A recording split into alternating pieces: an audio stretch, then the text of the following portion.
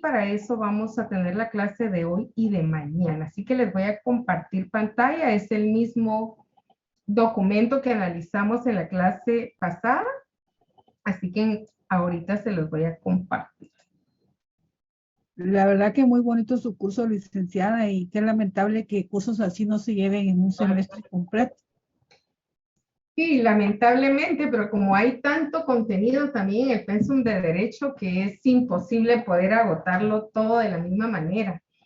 Pero sí, aprendimos bastante, por lo menos en mi caso yo sí siento que he puesto en práctica muchas cosas de eso.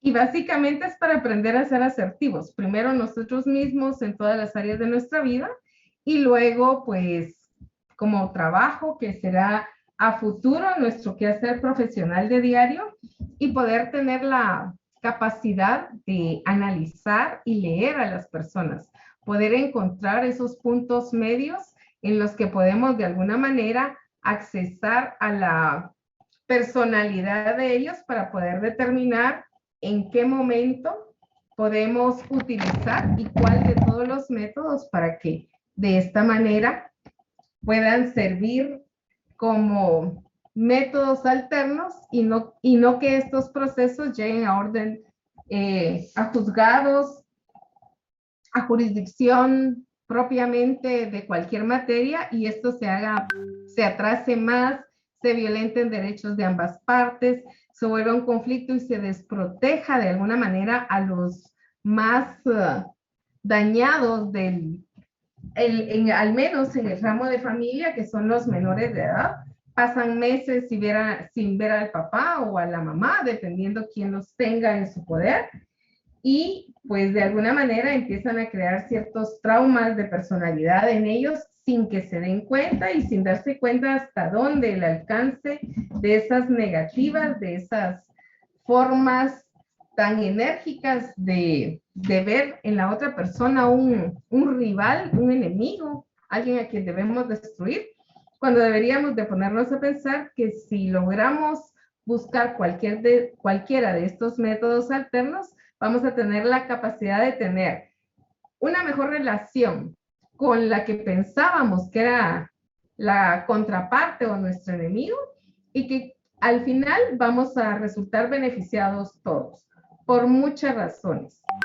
Las mujeres debemos de darnos cuenta que los hijos necesitan a su papá y que de la relación del papá con los hijos, de esa forma alterna en la que eventualmente se relacionan, independientemente de la pensión que sea fijado, podemos contar con ellos, indicarles, mira, fíjate que el niño, la niña, nuestro hijo, quiere cambiarse de colegio, quiere recibir un curso de inglés y será que lo podemos apoyar. Y entonces nos damos cuenta cómo trabajar en equipo es un gana-gana porque quien crece y al que les vamos a dar todas esas herramientas de vida es a nuestros hijos, porque nosotros de alguna manera se nos entregan herramientas de vida. La educación es una herramienta de vida. Nadie puede abrir la cabeza y extraernos los conocimientos, la expertise, un título profesional, una experiencia de cualquier ámbito y de esa manera podemos volver a hacer una y otra vez con nuestros conocimientos, clientela, procesos, levantarnos cuantas veces sea necesario si nos caemos. En cambio, si nosotros atesoramos bienes materiales, que pues obviamente son necesarios para vivir, pero eso lo podemos hacer una y otra vez y lo podemos ir haciendo en aumento hasta llegar a tener un prestigio y tener una demanda de trabajo que necesitemos contratar y que otros trabajen por nosotros. Entonces dependerá a qué le estamos nosotros tirando en esta vida, dónde tenemos nuestra meta, si eventualmente la estamos perdiendo de vista, le estamos dejando a un lado y nos estamos dando cuenta que estamos perdiendo lo más importante, que es la educación. Bueno, se nos pasaron los 5 minutos, ¿ver? Platicando de un poquito. Bueno, entonces estamos compartiendo. Jefferson tiene sueño, está cansado. ¿Qué le pasó el día de hoy? Ahí lo estoy viendo en la cámara. ¿Cómo está? Bien, más o menos ahí. Solo me duele un poco un ojo, solamente. Está bien, entonces vamos a necesitar que usted nos apoye con lectura, por favor, en los asuntos que se pueden someter a arbitraje. Estamos en la página 7 del documento de la séptima unidad, el arbitraje. Ok, séptima unidad, asuntos que se pueden someter al arbitraje. Expediente 387-2010 de la Corte de Constitucionalidad. Se establece que el arbitraje es un procedimiento de arreglo de controversias cuya esencia deriva directamente del reconocimiento del Estado y que se discurre en el marco de los derechos renunciables. El postulado general según el cual el acuerdo de arbitraje es exclusivo y excluyente de la jurisdicción ordinaria, recoge en términos generales el principio ubi partes asunt concordes in nil abusent, donde las partes están de acuerdo, no hay necesidad de juez, mientras que los tribunales de justicia son los titulares de la potestad de juzgar y de juzgar lo juzgado, que emana del pueblo y está revestido del imperio. El árbitro, desprovisto de tal cualidad, únicamente ejerce su mandato en el marco de la autonomía de la voluntad de los interesados dentro de una concreta contienda o controversia. El árbitro posee autoridad ante las partes contratantes, pero carece de la potestad de ejecución como árbitro exclusivo del Estado. ¿Continúo, licenciado? Hasta ahí estamos bien, gracias, Jefferson. Okay. Entonces, según el expediente 387-2010 de la Corte de Constitucionalidad, establece precisamente esa definición de qué es el arbitraje. Es un procedimiento de arreglo de controversias. Es un método alternativo de solución de conflictos. Entonces, ¿de dónde deriva su esencia? De ese reconocimiento que el Estado le da al crear esta ley de arbitraje que permite que las partes en forma voluntaria sometan la decisión de un conflicto a un conocedor de la materia denominado árbitro. Establece también que el árbitro está desprovisto de alguna manera de una cualidad de imperativa. Quiere decir que yo como árbitro no puedo obligar a las personas que sometan su conflicto ante mi persona en mi calidad de árbitro, sino son ellos quienes deciden. Por consiguiente, al ser el árbitro una persona requerida por los interesados de común acuerdo de una forma voluntaria, el laudo arbitral necesita por fuerza una ejecución judicial, que era lo que hablábamos.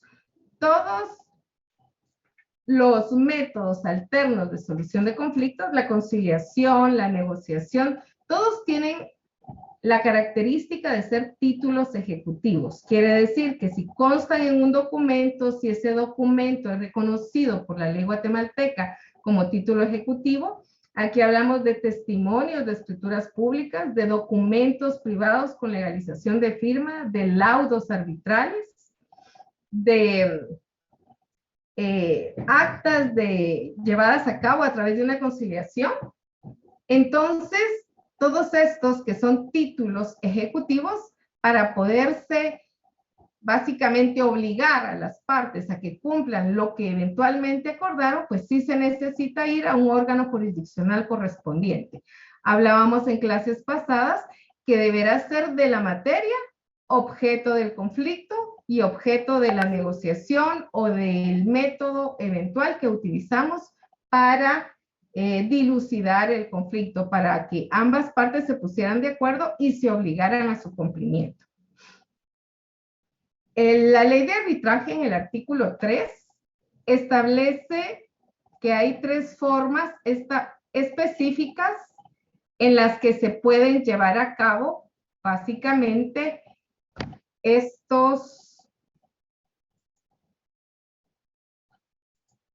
este tipo de arbitraje. Lectura, por favor, ¿quién apoya? ¿Alguien que quiera? Lista yo. Está presente. Gracias, Natalie. Y luego Victoria. Buenas noches. 1. La presente ley se aplicará en todos aquellos casos en que la controversia verse sobre materia en que las partes tengan libre disposición conforme a derecho. ¿Sigo? Sí, solo vamos a la número 1 completa, por favor. Claro. En esta parte del artículo en donde se aplica expresamente el principio de la autonomía de la voluntad, es decir, que las partes tienen la libertad de disponer de conformidad con la ley. El acceder al arbitraje como mecanismo de resolución de controversias, uno de los principios básicos del arbitraje lo constituye el de la voluntariedad.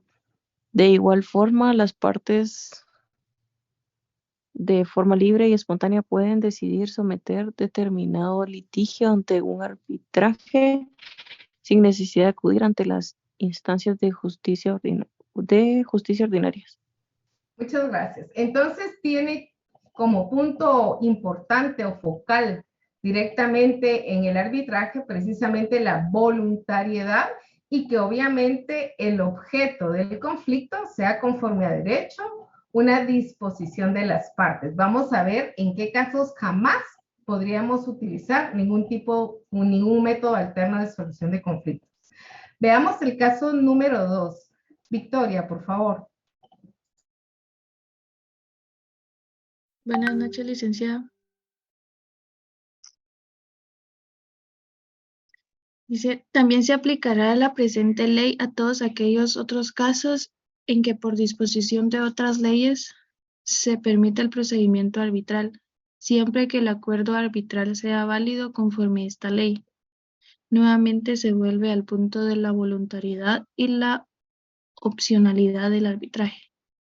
El mismo no puede ser coercitivo, salvo que las partes hayan acordado previamente la obligatoriedad de acudir al arbitraje, en donde de igual forma se evidencia una intencionalidad de forma voluntaria, una situación muy común que se tiene conocimiento y que ha ocurrido dentro de los contratos administrativos de obra del gobierno. Es el hecho por el que por lo regular hay cláusula arbitral en los mismos, pero lamentablemente por falta de control o desconocimiento de lo expuesto en el instrumento por parte de quienes deberían de defender los intereses del Estado y sus instituciones, al acudir la actora para demandar al Estado y esta responde con ello, se excluye el derecho de invocar a un arbitraje toda vez que no se invocó la excepción de esta. De incompetencia a la que se tiene derecho.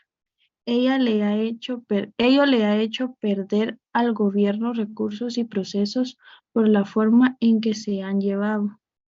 Generalmente ante tribunales de lo contencioso administrativo que ante la infinidad de datos técnicos de los contratos objeto de litigio no se encuentran a la capacidad de dictar una sentencia acorde a derecho. Muchas gracias. Entonces, aquí tenemos el segundo caso que es por disposición de otras leyes. Vamos a tomar en cuenta que el Código Civil, vamos a tomar en cuenta que el Código de Comercio, vamos a tomar en cuenta también que el Código de Trabajo establece que es opcional dentro de los contratos establecer que todas las controversias que surjan dentro del contrato se van a tramitar por la ley de arbitraje. Entonces, dentro de esta perspectiva se establece que el Estado de Guatemala en todos los contratos que eventualmente realiza con instituciones públicas o privadas, nacionales o internacionales, tienen esta cláusula de obligatoriedad de arbitraje. Pero cuando la contraparte denuncia al Estado, demanda al Estado por incumplimiento de alguna cláusula, en el momento que el Estado recibe esta demanda, la Procuraduría General de la Nación, que es básicamente el defensor de los derechos del Estado, debería plantear de alguna manera una excepción de incompetencia, estableciendo que dentro del contrato se había regulado que todas las controversias se debían de llevar por la vía arbitral. Y al no hacerlo y contestar la demanda, básicamente dejan sin efecto esa opción del arbitraje, porque están consintiendo que eventualmente los órganos jurisdiccionales sean quienes conozcan y pues eventualmente dicten una sentencia que por lo regular nunca conviene al Estado. Acuérdense que estamos hablando de intereses y de montos bastante elevados, de los que ha sido condenado el Estado de Guatemala a pagar precisamente por la ineficiencia eventualmente de la Procuraduría General de la Nación al no analizar minuciosamente ese contrato que están estableciendo y es objeto del conflicto y poderlo llevar a una vía arbitral que posiblemente el Estado gastaría menos dinero. Entonces, cuando en un contrato de cualquier naturaleza se establezca dentro de las cláusulas específicas la obligatoriedad de llevar a cabo o de resolver los conflictos por el método del arbitraje, entonces a ese deben optar ambas partes. Si una de las partes lo plantea por una vía ordinaria y la otra parte contesta por esa vía ordinaria, están consintiendo la demanda, están contestando la demanda, por consiguiente, ya no cabría más adelante poder interponer una excepción de esta naturaleza.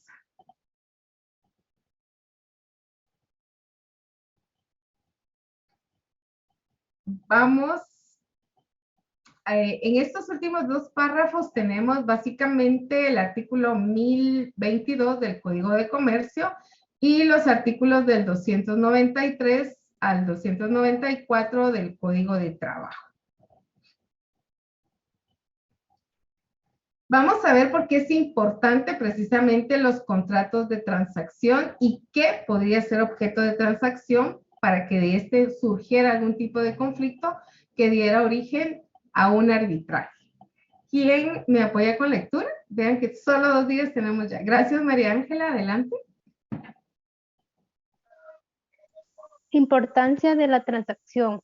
La transacción es un sistema autocompositivo de resolución de controversias, por el que todos los propios contendientes pueden resolver su conflicto, incluso aunque haya iniciado un proceso judicial o arbitral.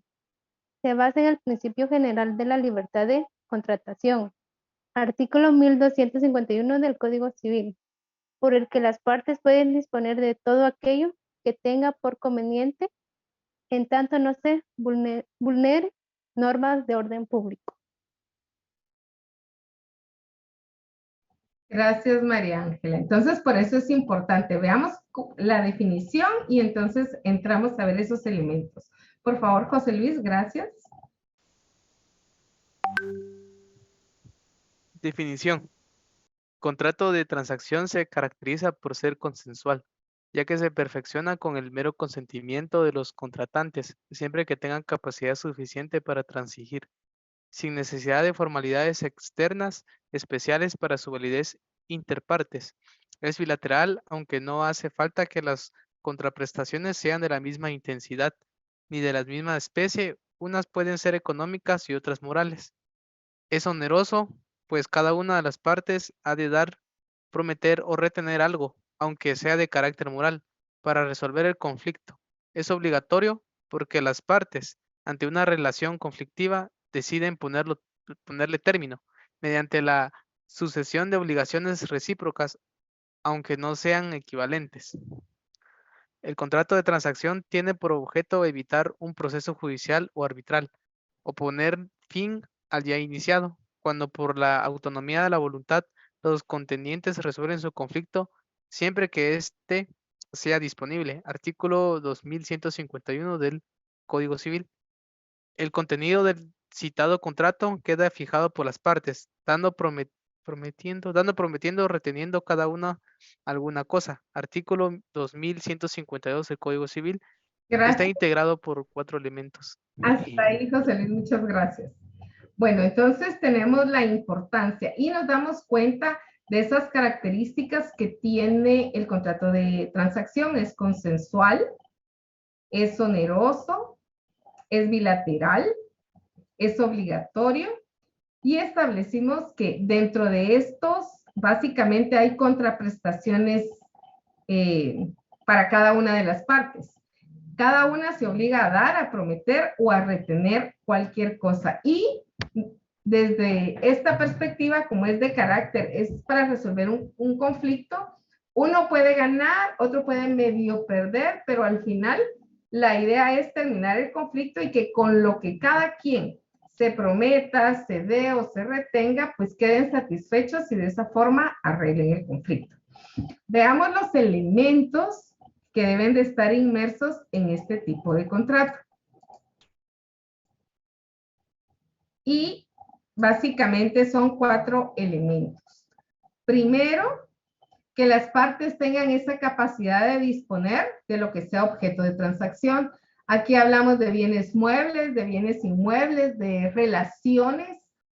Por ejemplo, la madre que tiene la guardia y custodia de los hijos porque ya se separaron, porque ya se divorciaron, pues ella puede disponer de la forma en la que se van a relacionar, y el objeto de transacción podría ser, por ejemplo, él va a garantizar los alimentos con el usufructo vitalicio de un negocio, de una empresa, de unas acciones, etcétera, y ella va a permitir que se relacione determinado tiempo. Entonces, ¿por qué van a transar? Porque quieren el objeto de litigio, del conflicto, es básicamente que él no garantizó las pensiones y que ya no le va a dar a los niños.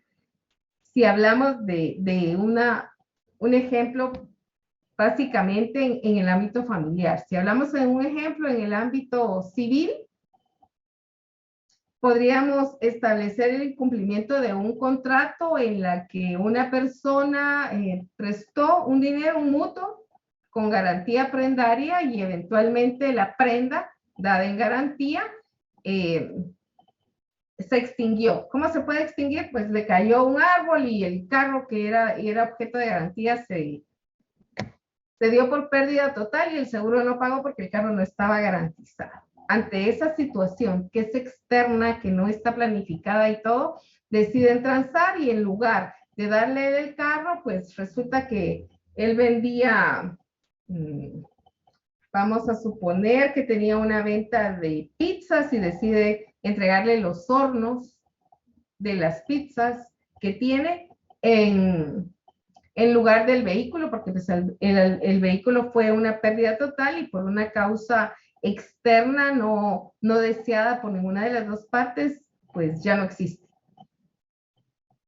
Si hablamos en materia penal, cuando hablamos de la transacción, podríamos hablar en esos delitos en los que se permite, que son de instancia particular. Hablábamos más o menos como los delitos contra el honor, entre ellos aquellos que requieren la denuncia por parte de la persona perjudicada. Y en este tipo de casos podría ser, por ejemplo, bueno, como pisoteó mi nombre, entonces vamos a transar. Y yo le voy a poner un precio a mi prestigio y él me va a pagar una cantidad de dinero y yo voy a desistir del proceso. Podría ser una forma de transar. Y así podríamos ir colocando algún tipo de ejemplo en cada una de las materias. El número 2 establece las cosas o cuestiones sobre las cuales se transigue, sean dudosas o litigiosas. Entonces, obviamente, sobre lo que se va a transar es sobre los objetos del conflicto, las cosas del conflicto, los motivos del conflicto, las razones del conflicto, y sobre eso deben de estar integradas estas transacciones. Que las partes se prometan, cedan o den algo recíprocamente, pues es un yo te doy y tú me das. Desde la perspectiva de la transacción es ambos ganan. En el número 4 se establece que cuando se celebre por medio del mandatario, que éste tenga facultad especial, no solo para transigir, sino para actos y contratos derivados de la transacción que necesiten facultad especial. Ahí ya nos vamos entonces cuando las personas no están en el país o tienen que salir o están muy ocupadas, nombran un mandatario con facultades especiales de conformidad con las características y requisitos del contrato establecidos en el Código Civil. Ahora veamos cuáles son las cosas sobre las que eventualmente no se puede transar. El artículo 2158 del Código Civil lo establece. No se puede transar sobre el estado civil de las personas. No podemos decir, bueno, yo voy a ser soltera si tú me das tal cosa y tú vas a ser casado si yo te doy eso. O sea, es algo que no se puede hacer. La validez o nulidad del matrimonio o del divorcio tampoco se puede transar porque son hechos y actos que de conformidad, aparte de ser solemnes, deben de llenar requisitos establecidos en la ley. En el número 3 tenemos sobre la responsabilidad penal en los delitos que dan lugar al procedimiento de oficio. Sabemos que los delitos que dan lugar al procedimiento de oficio son los que el Ministerio Público básicamente va a perseguir y son todos aquellos que no son de instancia particular. Entonces, ¿por qué no se puede transar? Porque ya lo explicamos anteriormente y establecimos que la misma ley establece que se va a poder transar solamente en aquellos delitos perseguibles a instancia particular, como por ejemplo todos los que se derivan de los delitos contra el honor. Dice que se puede transigir sobre la responsabilidad proveniente del delito. Todos sabemos que cualquier delito trae una responsabilidad civil. Por ejemplo, podríamos establecer que yo le presto el carro a un amigo, el amigo atropella a una persona, la persona fallece y entonces tenemos un homicidio culposo. Porque se ocasionó de un accidente de tránsito y posiblemente él se pasó en rojo, iba a exceso de velocidad, algún tipo que sea origen a esos elementos de tipo penal establecidos en el homicidio culposo. Por ahí negligencia, impericia.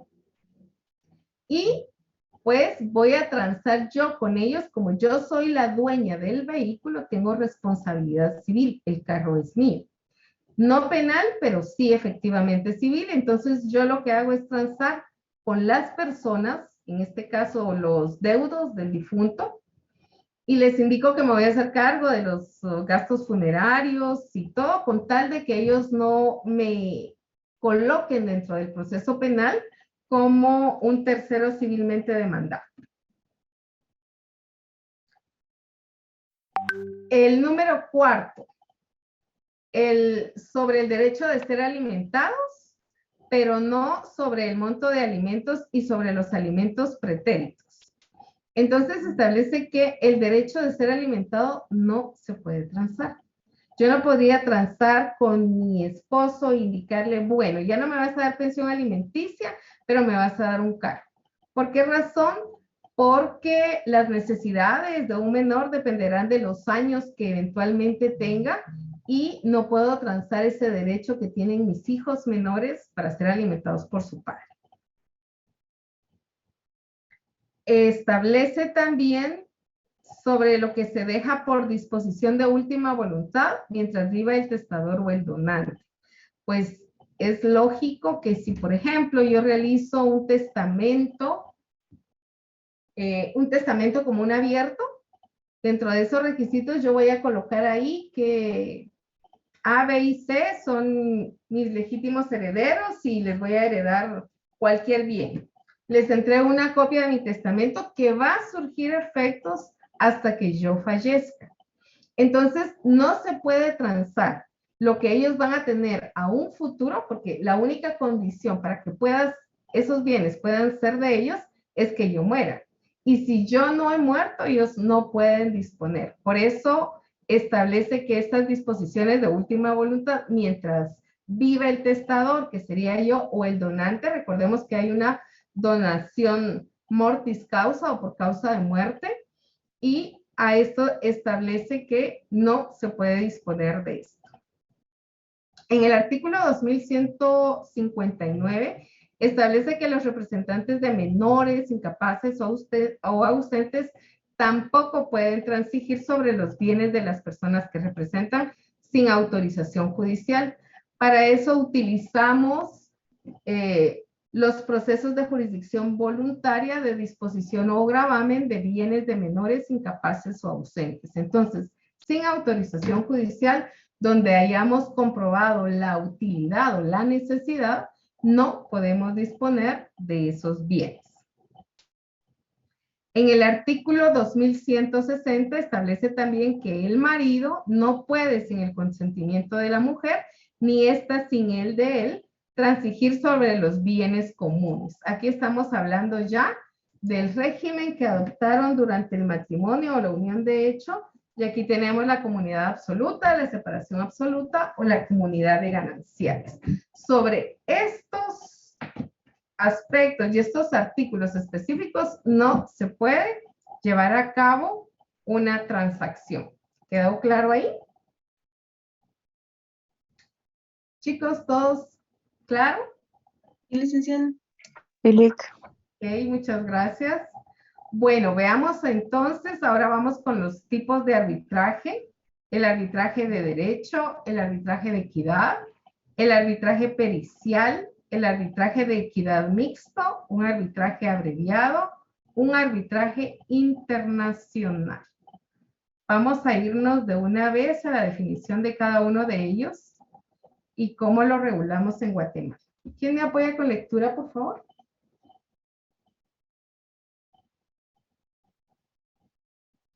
Leo yo, licenciada. Gracias, Vamos. muy amable. Clasificación del arbitraje. Arbitraje en o de derecho. Esto significa que el tribunal arbitral se fundamentará en las leyes y reglamentos que aplican al contrato.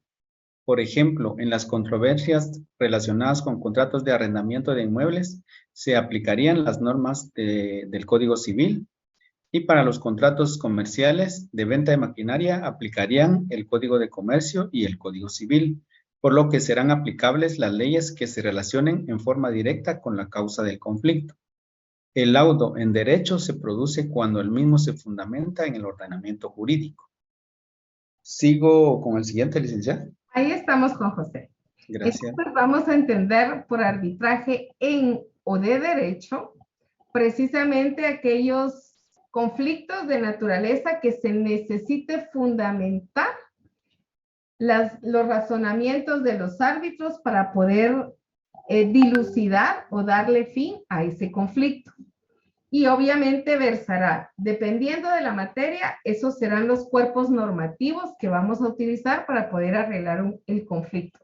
Si lo necesitamos para poder fundamentar una decisión arbitral, entonces hablamos que es un arbitraje en derecho o un arbitraje de derecho.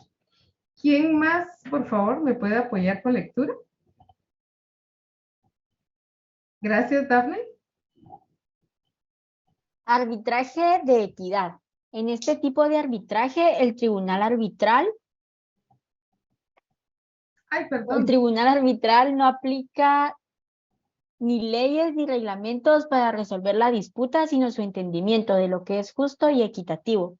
A manera de ejemplo, en una disputa sobre arrendamiento de inmueble, el tribunal arbitral no tomaría en cuenta el Código Civil, sino que estudiaría los hechos del caso y la manera como han actuado las partes para encontrar una solución justa.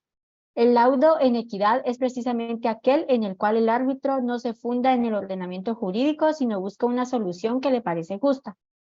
Es importante que quienes negocian las cláusulas arbitrales tomen en cuenta que la ley de arbitraje establece que si las partes no indican si el arbitraje se resolverá en equidad o en derecho, el tribunal arbitral deberá resolver en derecho, dependiendo de las particularidades de cada contrato. Los dos tipos de arbitraje pueden ser recomendables. En cada caso particular existen elementos específicos que le permiten al abogado recomendar a su cliente si le conviene utilizar el arbitraje en derecho o el arbitraje en equidad. En Guatemala, a falta de determinación, el arbitraje será de derecho, pues para fallar en equidad se requiere de una disposición expresa. El trámite es igual y solamente se diferencia en el fundamento en que los árbitros se van a apoyar para emitir el laudo.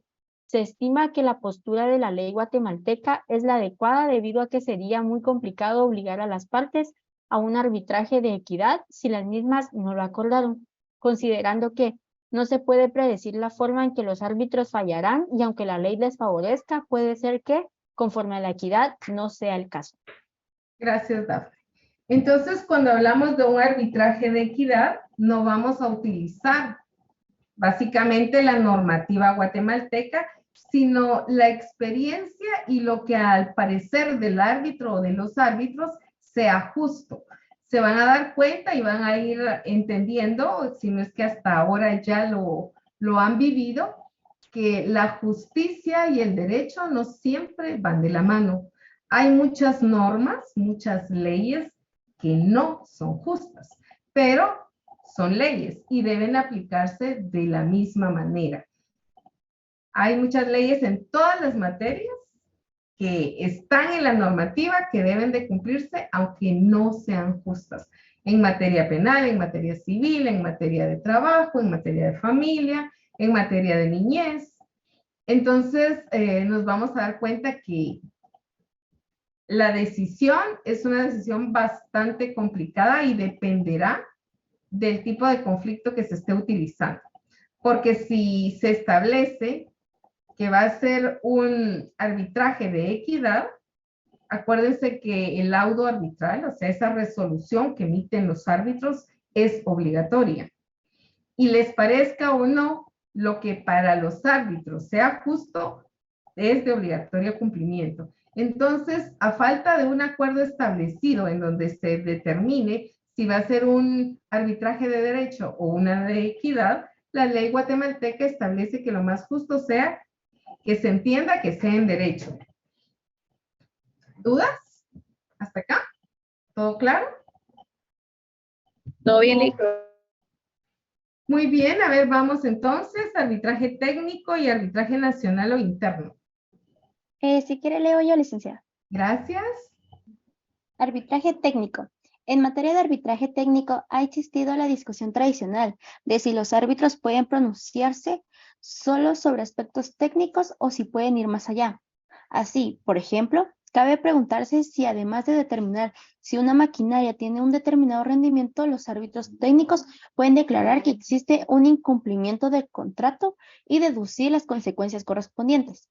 En principio de los árbitros técnicos cuya decisión se debe extender a aspectos jurídicos deben ser además abogados.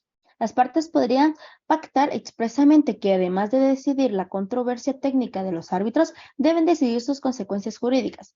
El laudo técnico es aquel que se funda en una ciencia o técnica. ¿Continúa con el arbitraje nacional o interno? No, ahí estamos bien, muchas gracias. Ok. Gracias, Catherine. Entonces tenemos este arbitraje técnico y ahí básicamente, como su nombre lo indica, se funda en una ciencia o en una técnica. Y para eso estamos hablando, por ejemplo, cuando... Manuel, ¿podemos apagar micrófono, por favor? No vuelvo a seguir tus órdenes, Sam. Gracias, Lick, perdón. Gracias. Entonces vamos a entender que cuando hablamos de arbitraje técnico es porque se tiene que tener una expertise en forma real sobre el objeto del litigio. Aquí podemos ver, por ejemplo, compras y ventas de maquinarias, formas en las que se debe establecer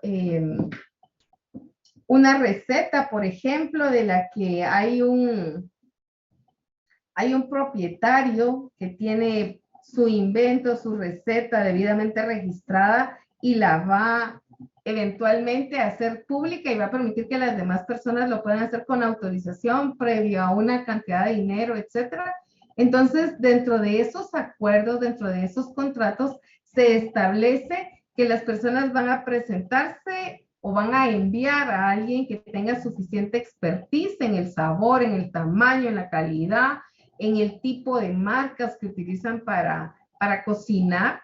Cuando hablamos también de maquinaria utilizada, por ejemplo, para una carretera, si hablamos en el ámbito privado, incluso en el ámbito público, a nivel nacional e internacional, cuando Guatemala viene y contrata a otro país para la elaboración de una carretera, entonces todas esos requerimientos específicos, técnicos, que tiene que ser determinado cemento de determinado grueso, determinada cantidad o grueso de hierro, etcétera. Todo esto lo debe obviamente el árbitro debe ser un abogado que se va a auxiliar de técnicos especializados para poder establecer si se ajustó al contrato la forma en la que terminó determinado resultado, y si por eso viene básicamente el conflicto, es porque se inobservaron o se dejaron sin cumplir esos requerimientos establecidos en ese contrato. Establece que básicamente las consecuencias jurídicas hablamos de daños y perjuicios. Hablamos de no solo el pago de una pérdida, sino también todo lo que eso conlleva. Daño es el no poder utilizar el resultado final de eso que se elaboró en el contrato, y perjuicio es toda aquella ganancia dejada de percibir. Entonces podríamos hablar que si lo que nosotros habíamos establecido es el segundo nivel de la casa y contratamos una empresa y la empresa no nos dejó conforme a los planos que nosotros entregamos, pues no pudimos utilizar el segundo nivel, ya teníamos regulado colocar ahí un pequeño negocio de un restaurante de 2 niveles, y como no lo entregaron en tiempo ni tampoco en la calidad, y ahí cualquier cantidad de inobservancias del contrato, hay, podríamos hablar fugas de agua, filtraciones, las tuberías, el paso de agua, todo eso está malo, entonces hay que volverlo a hacer, hay que repararlo, todo eso genera tiempo, genera más dinero. Entonces, si yo pensaba tener una ganancia mensual de 10,000 quetzales por empezar a poner mi negocio en funcionamiento y ya llevo 2 meses de atraso, esas consecuencias jurídicas podrían obligar a la otra parte a pagarme esos 20,000 quetzales que yo debería de estar percibiendo ya si me hubieran entregado el inmueble en las condiciones pedidas. Entonces hablamos precisamente de todo lo que conlleva en cuanto a calidad de determinados productos o de determinadas formas de realizar un trabajo. Vamos al arbitraje nacional o interno. Gracias, Astrid. Y luego Gladys. Arbitraje nacional o interno. Se refiere al realizado dentro de un Estado respecto a controversias que no tienen ningún elemento extranjero. El artículo 1 de la ley de arbitraje establece el ámbito de aplicación de la misma y se regula el arbitraje nacional. Sin embargo, la ley no estipula cuál es el arbitraje nacional, sino que se deduce de un análisis del artículo 2 que determina los casos que son considerados como arbitraje internacional. Por lo tanto, los casos que no estén contemplados serán considerados como nacionales, siempre y cuando no exista el elemento extranjero y se debe aplicar la ley del Estado guatemalteco, tanto en el fondo como en el procedimiento. Gracias.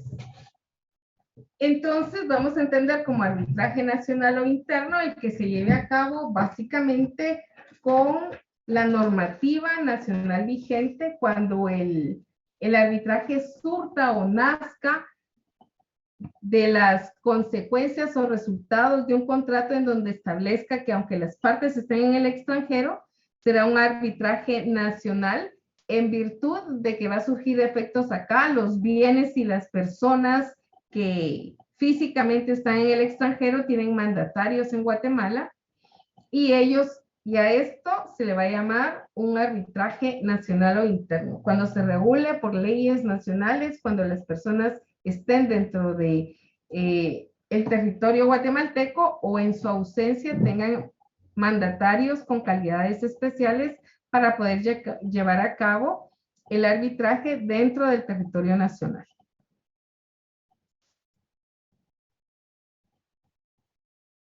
Vamos a un arbitraje institucional. Por favor, Gladys. Gladys era la que estaba pendiente de lectura. Sí, licenciada, buenas noches. Gracias. Buenas noches. Arbitraje institucional. Se considera que el arbitraje institucional es aquel en el que las partes delegan a una institución la administración por medio de la proporción de espacio, equipo y otros servicios de organización a los árbitros. Además, surge una relación contractual independiente entre la institución arbitral y las partes, ya que la institución deberá otorgar garantías a las partes por el proceso, así como en la relación con el laudo. Cuando las partes se someten a un arbitraje institucional, los requisitos del escrito inicial, si están establecidos en su reglamento constitutivos, estos serán de cumplimiento obligatorio para las partes. Se recomienda cumplir con los requisitos regulados en el Código Procesal Civil y Mercantil para asegurarse que la demanda se encuentre estructurada de forma correcta. Se considerará que un laudo es auténtico con la firma del tribunal arbitral y sello del centro en el caso del arbitraje institucional.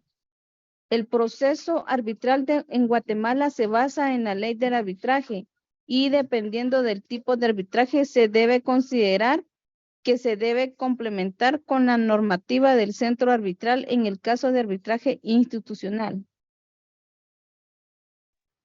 Gracias. Entonces, va a ser arbitraje institucional cuando se delegue a esa institución el arreglo del conflicto.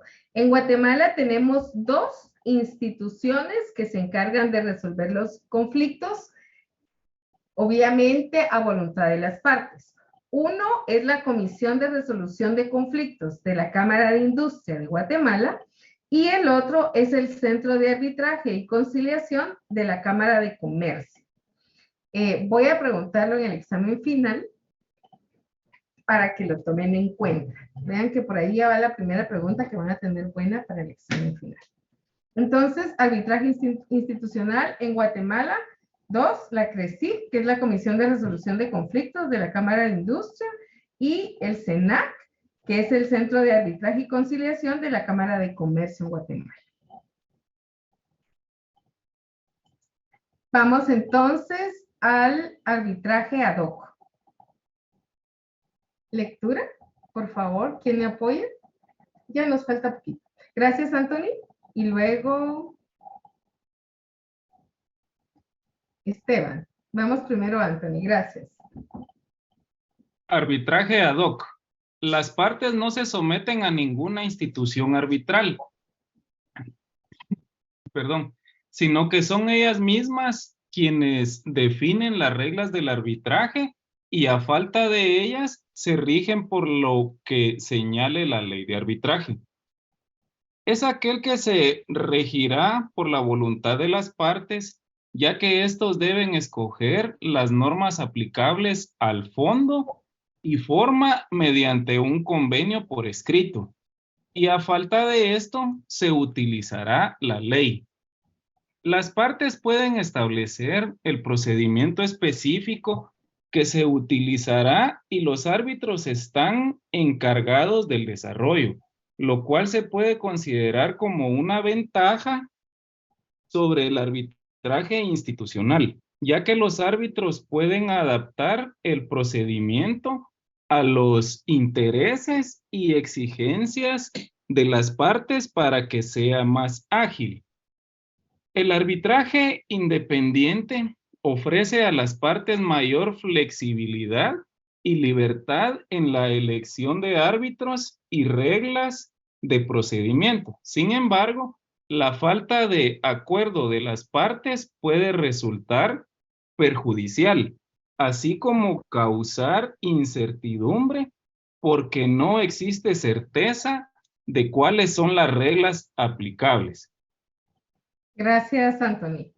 Entonces, el arbitraje ad hoc es aquel que se hace fuera de las instituciones. Quiere decir, cuando viene una persona y nos indica que necesita que fungamos como árbitros, que si el conflicto es bastante complicado, necesitamos un tribunal, entonces nos vamos a apoyar con 2 colegas más para integrar un tribunal, 3 árbitros.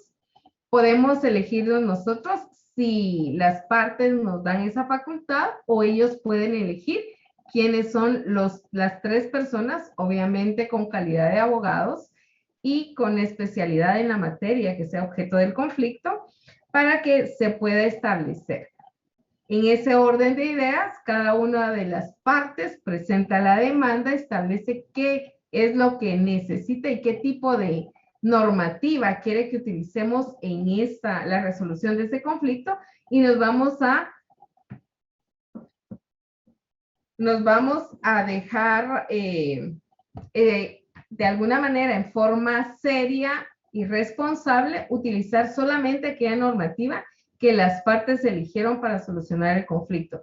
Podría ser una en que la normativa fuese mercantil y civil y que ellos establecieran que únicamente vamos a utilizar la normativa mercantil o la normativa civil, por ejemplo. Entonces, como árbitros, nos tenemos que ajustar a lo que ellos están pidiendo para poder establecer un laudo arbitral.